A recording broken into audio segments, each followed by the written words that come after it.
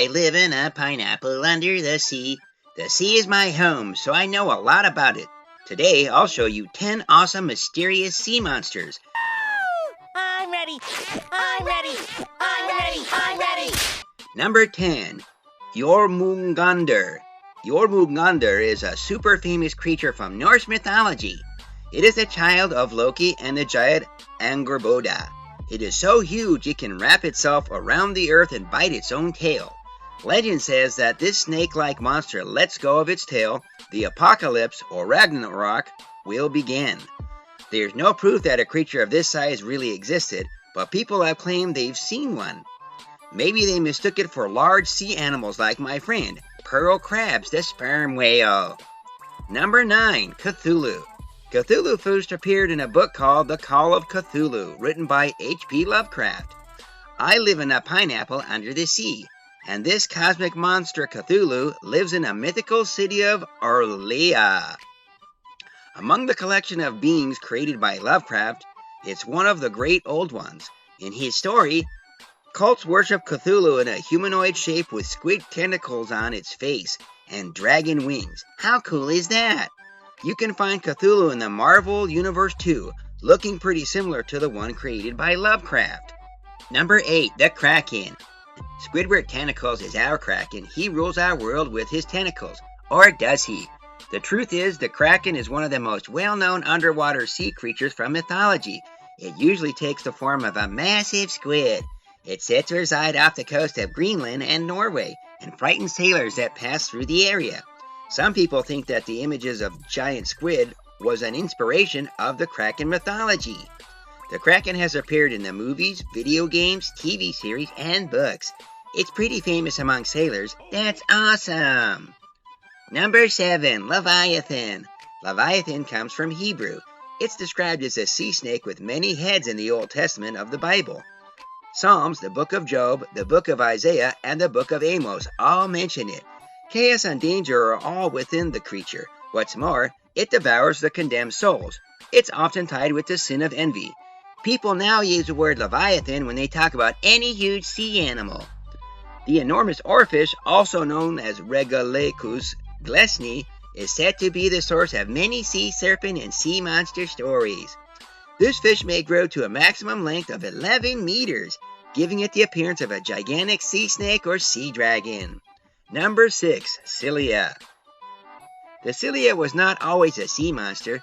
She was a water nymph that the daughter of Ceto, the ultimate sea monster, and Porcius in Greek mythology.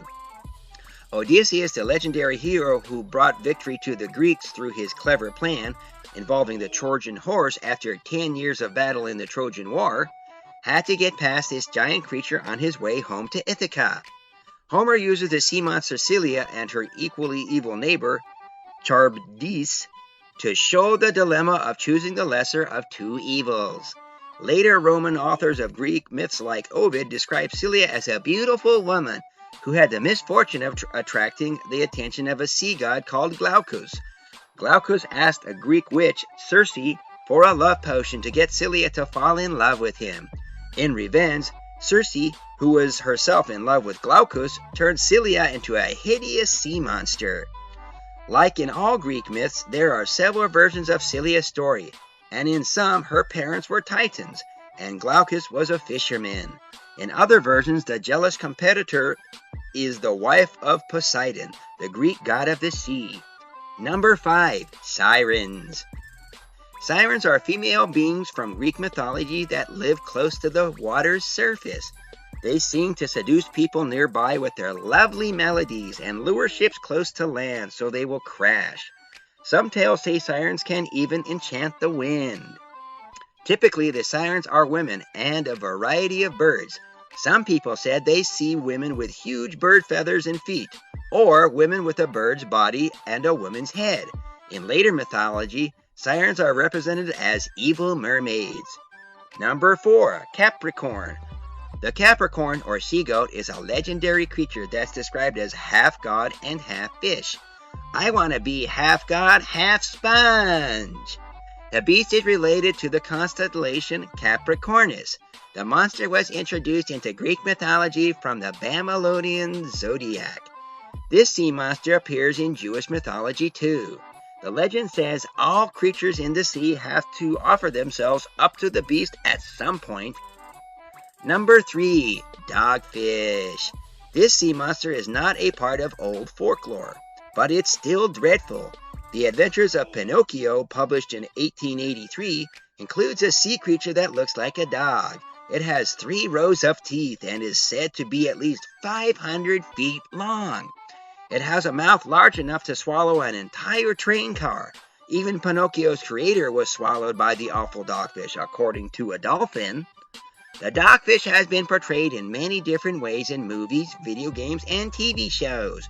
You can find it in Bonkers, Phantasmic, and Kingdom Hearts, and many more films. Number 2. Sea Bishop. A fabled fish called the sea bishop was said to have existed in the 16th century. Legends from the time say it came to Poland and the king of Poland wanted to keep it. When the fish was shown to Catholic bishops, it said that it wanted to be released. Then the bishops agreed to let it go. It made a shape of a cross and disappeared into the water. A different specimen that was captured in 1531 refused to eat and died 3 days after being taken out of the water. So sad. Number 1. Umibozu. The Umibozu, or sea monk, is a sea spirit from Japanese mythology. It lives in the ocean, usually emerging during storms, and sinks ships, especially when the crew speak about it. The name Umibozu actually means Buddhist monk from the sea. Their bald heads and the fact that they sometimes appear to be praying made people believe they are actually the souls of drowned Buddhist monks. Another story goes that it's a yonkai that appears to fishermen and castaways. They have grayish or blackish skin, bald heads, a body that looks like it was made out of storm clouds, and snake-like limbs. Some stories say they are covered in super thin hair, so they may be some sort of marine mammal. If they are in a super bad mood, they may ask for a barrel to fill with water to drown the crew. The only way to avoid this unfortunate event is to give him a bottomless barrel. Legends usually say they are enormous like a mountain, but sometimes they are just a few inches long. Thank you all for watching. Please subscribe to the channel so I can continue to bring you more awesome videos. Goodbye, Umibozu. Goodbye, Sea Bishop. Goodbye, Dogfish. Sometime later. Goodbye, Cthulhu. Goodbye, Jormungandr.